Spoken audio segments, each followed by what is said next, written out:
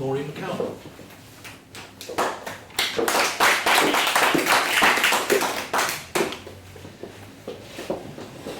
April the 11th, 1978.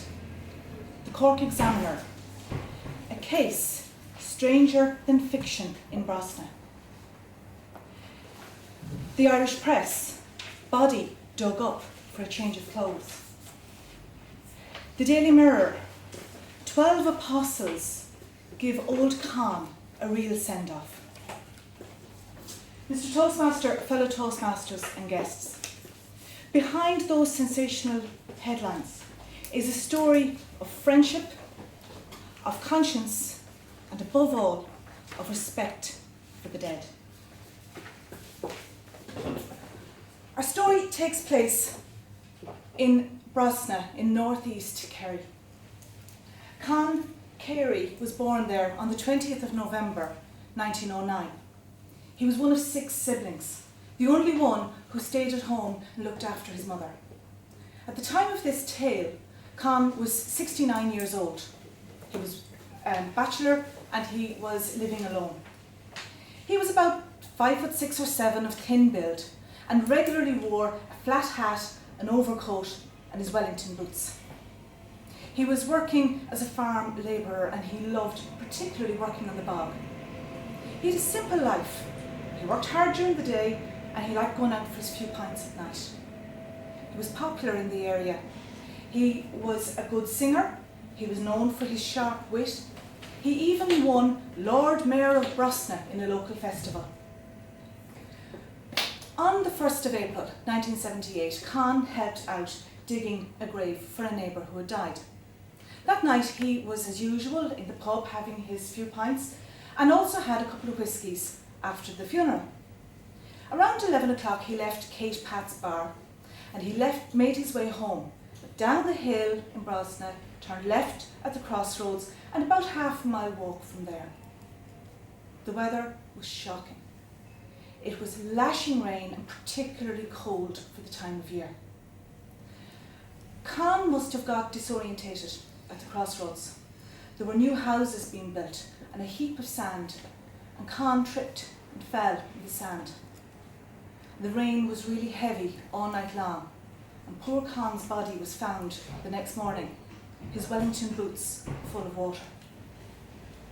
You can imagine the shock in the village. One of his friends, Timmy, remembers going in on the Sunday morning to the local shop to buy the papers and hearing about the news. Well, I went into the shop anyway and I was greeted there by Josie and she said to me, "Your friend died last night." "Who's that?" "Carey." "Con Carey?" "Not at all. Sure, wasn't I having a drink with him last night?" "Well, my dad, you won't be having a drink with him tonight. He's laid out down below in the hall." So Timmy went down to the hall and sure enough, in the entrance, there Con was laid out and it was a sorry sight. The first thing he noticed was Con's hat on the ground, caked with mud, people walking over it. Timmy picked it up and put it on the coffin, if you could call it that. It was a wooden box made of timber, unlined.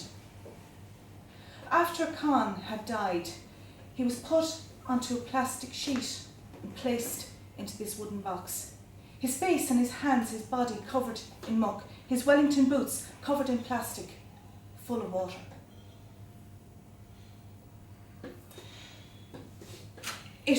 You can imagine, it was the talk of the 11 pubs in the village. For whatever reason, Con was treated badly. There was no doctor called. There was no autopsy. On that night, that same Sunday, he was brought to the church, the prayers were said, and the church was locked.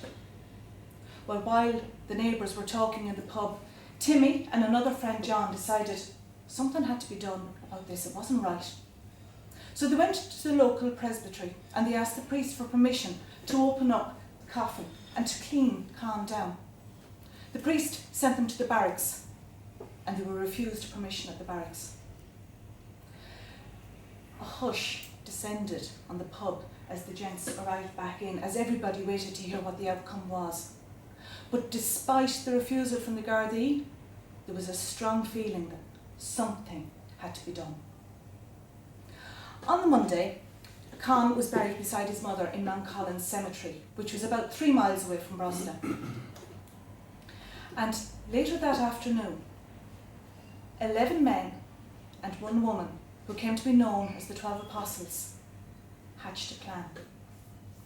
So on the Tuesday, 2 of them went to a neighbouring town and they bought the traditional burial habit and got it blessed. And then, at about 3:30, they reconvened in Brosna and made their way to Mount Collins, to where the cemetery was. There was a tailor shop, or a drapery shop, owned by the Gleason family opposite the graveyard, and 2 of the apostles went in there and spoke to Mr. Gleason. "Could we get a basin and hot water?" "What for?" "Well, it's Con. We don't feel he was treated right and we want to wash him and dress him properly." "But Con is buried." "Yes, we know that, but we want to fix this. We want to dress him, wash him, dress him and put him down again."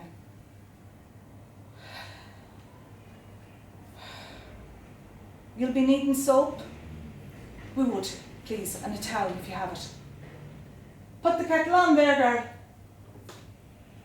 It was a carefully orchestrated plan. One of them stood guard at the entrance to the cemetery to make sure that nobody went in. 2 of them held up this huge white sheet so that nobody could see what was happening behind. 7 of them took turns to dig and to raise the coffin.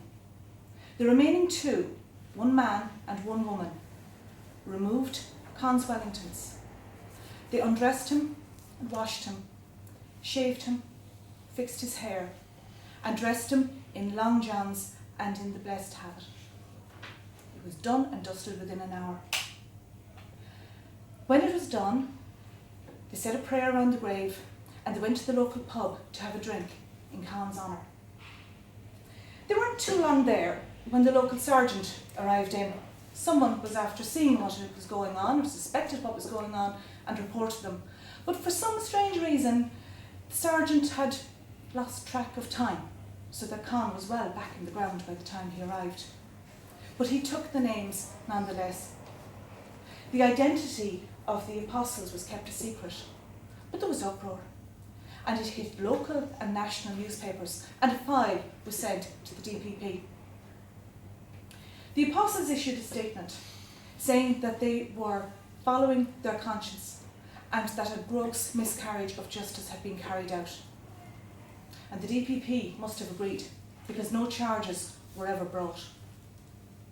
As Timmy said, "You wouldn't treat a dog like that. You really wouldn't." And so, thanks to these brave, anonymous apostles, Con Carey was given a funeral with dignity that he deserved.